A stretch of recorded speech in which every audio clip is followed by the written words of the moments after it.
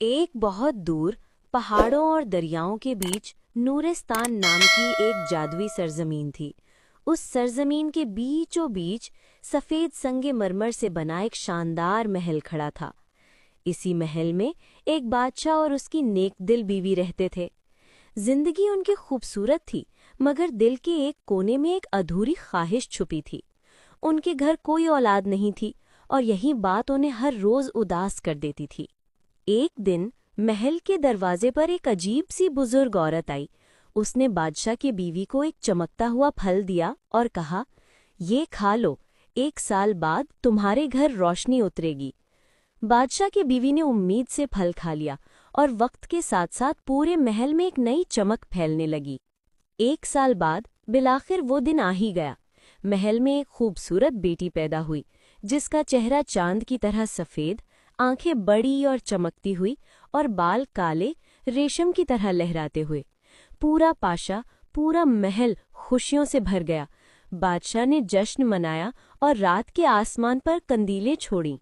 लेकिन जब शहजादी 4 या 5 साल की हुई तो वही बुजुर्ग औरत फिर से महल में आई।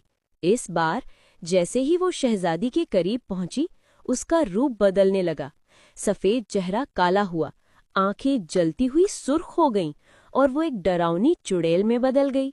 चुड़ैल ने सर्द आवाज में कहा, ये बच्ची मेरी है, मैं इसे अपने साथ ले जाऊंगी। बादशाह और उसकी बीवी खौफ से कांपने लगे। मलिका ने रोते हुए अपनी बच्ची को सीने से लगा लिया, लेकिन चुड़ैल ने आगे बढ़कर कहा, डर मत, मैं इसे नुकसान नहीं पहुंचाऊंगी।